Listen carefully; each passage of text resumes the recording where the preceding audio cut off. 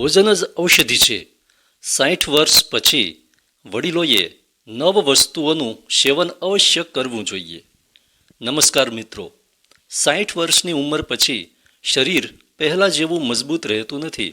હાડકાં નબળા પડવા લાગે છે, પાચન ક્રિયા ધીમી પડી જાય છે, જલ્દી થાક લાગે છે અને નાની નાની બીમારીઓ વારંવાર પરેશાન કરે છે. આવા સમયે યોગ્ય આહાર લેવો સૌથી વધુ જરૂરી છે. જો ખોરાક યોગ્ય હોય તો દવાઓની જરૂરિયાત ઘણી ઓછી થઈ શકે છે. આયુર્વેદ પણ કહે છે કે ભોજન જ સૌથી મોટું ઔષધ છે.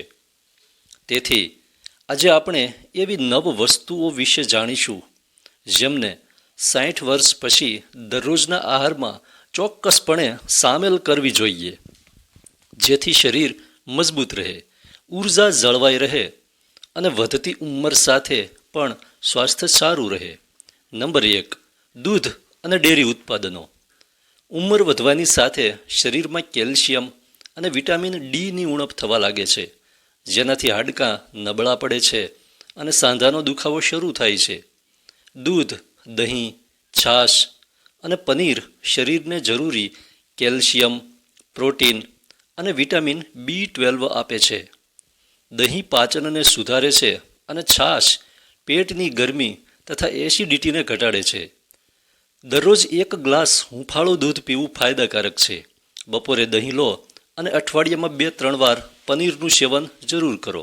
નંબર 2, પલાળેલા મેથીના દાણા. વડીલોમાં ડાયાબિટીસ, કબજિયાત, ગેસ અને સાંધાના દુખાવાની સમસ્યા સામાન્ય છે. મેથીના દાણા આ સમસ્યાઓમાં ઘણી રાહત આપે છે. તે બ્લડ શુગરને નિયંત્રિત કરવામાં અને સોજો ઘટાડવામાં મદદ કરે છે. રાત્રે 1 ચમચી મેથી પાણીમાં પલાળી દો અને સવારે ખાલી પેટે પાણી સાથે ચાવીને ખાવો. નંબર 3, આમળા. આયુર્વેદમાં આમળાને શરીરને યુવાન બનાવી રાખતું ફળ માનવામાં આવે છે. તેમાં વિટામિન સી અને એન્ટીઓક્સિડન્ટ્સ ભરપૂર માત્રામાં હોય છે.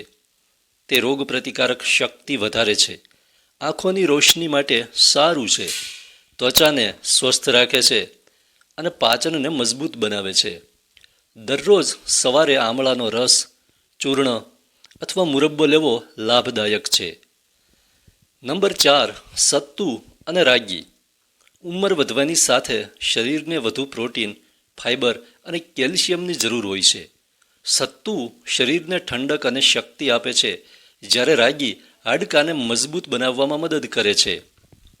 ડાયાબિટીસના દર્દીઓ માટે પણ તે સારું માનવામાં આવે છે. સવારે રાગીનો હલવો અથવા સત્તુનું શરબત લઈ શકાય છે. નંબર 5, દેશી ઘી. ઘણા લોકો ઉંમર વધતા ઘી ખાવાનું બંધ કરી દે છે, પરંતુ મર્યાદિત માત્રામાં દેશી ઘી વડીલો માટે ખૂબ ફાયદાકારક છે. તે શરીરને ઊર્જા આપે છે, સાંધાઓમાં કુદરતી ચિકાશ જાળવી રાખે છે અને પાચનમાં સુધારો કરે છે. દરરોજ 1 કે 2 ચમચી દેશી ગાયનું ઘી ભોજનમાં સામેલ કરો. નંબર 6, સૂકો મેવો અને બીજ. બદામ, અખરોટ, કિસમિસ, અળસીના બીજ, કોળાના બીજ અને ચિયા સીડ્સ શરીર માટે ખૂબ ઉપયોગી છે. બદામ અને અખરોટ મગજને તેજ કરે છે. કિસમિસ લોહીની ઉણપ દૂર કરવામાં મદદ કરે છે. અળસી અને ચિયા સીડ્સ હૃદય માટે સારા માનવામાં આવે છે, કારણ કે તેમાં ઓમેગા-3 ફેટી એસિડ હોય છે. દરરોજ સવારે 5 થી 7 બદામ, 2 અખરોટ અને 1 ચમચી બીજનું સેવન કરો. કિસમિસ પલાળીને ખાવી વધુ ફાયદાકારક છે. નંબર 7, લીલા શાકભાજી અને મોસમી ફળો. પાલક, મેથી અને સરગવા જેવા લીલા શાકભાજીમાં આયર્ન, કેલ્શિયમ અને એન્ટીઓક્સિડન્ટ્સ હોય છે.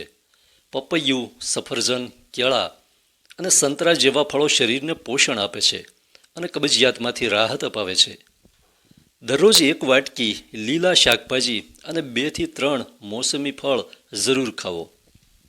નંબર 8, હળદર અને આદુ. હળદરમાં રહેલું કર્ક્યુમિન શરીરની સોજો અને દુખાવો ઘટાડવામાં મદદ કરે છે. આદુ પાચનને મજબૂત બનાવે છે અને શરદી ઉધરસથી બચાવે છે. બંને રોગપ્રતિકારક શક્તિ વધારે છે. સવારે હૂંફાળા પાણીમાં હળદર અને મધ ઉમેરીને લઈ શકાય છે. ચામાં આદુ નાખીને પીવું પણ ફાયદાકારક છે. નંબર 9. મગની દાળ અને ખીચડી. 60 વર્ષ પછી પાચન શક્તિ નબળી પડવા લાગે છે. ભારે અને તળેલું ભોજન જલ્દી પચતું નથી, જેના કારણે ગેસ, કબજિયાત અને પેટની સમસ્યાઓ વધે છે. આવા સમયે મગની દાળ અને હળવી ખીચડી વડીલો માટે શ્રેષ્ઠ ભોજન માનવામાં આવે છે. મગની દાળમાં પ્રોટીન, ફાઇબર અને જરૂરી પોષક તત્વો હોય છે, જે શરીરને શક્તિ આપે છે અને પેટ પર ભાર પણ પડતો નથી. ખીચડી સરળતાથી પચી જાય છે. અઠવાડિયામાં ઓછામાં ઓછા 2-3 વાર મગની દાળની ખીચડી જરૂર ખાવો. તેમાં થોડું દેશી ઘી ઉમેરવાથી સ્વાદ અને પોષણ બંને વધી જાય છે. કેટલીક મહત્ત્વની બાબતોનું ધ્યાન રાખો. લાંબા સમય સુધી ખાલી પેટે ન રહો. દર 3-4 કલાકે હળવો ખોરાક લો. દિવસભર પૂરતું પાણી પીવો, કારણ કે ઉંમર વધવાની સાથે તરસ ઓછી લાગે છે, પરંતુ શરીરને પાણીની જરૂરિયાત એટલી જ હોય છે. મીઠું અને ખાંડનું સેવન ઓછું કરો, જેથી બ્લડ પ્રેશર અને ડાયાબિટીસ જેવી સમસ્યાઓથી બચી શકાય.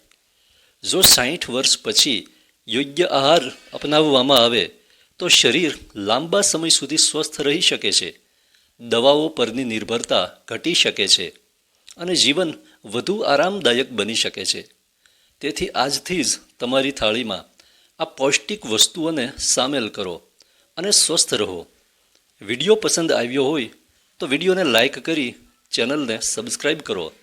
ફરી મળીશું એક નવા જ ઉપયોગી વિડીયો સાથે. ધન્યવાદ.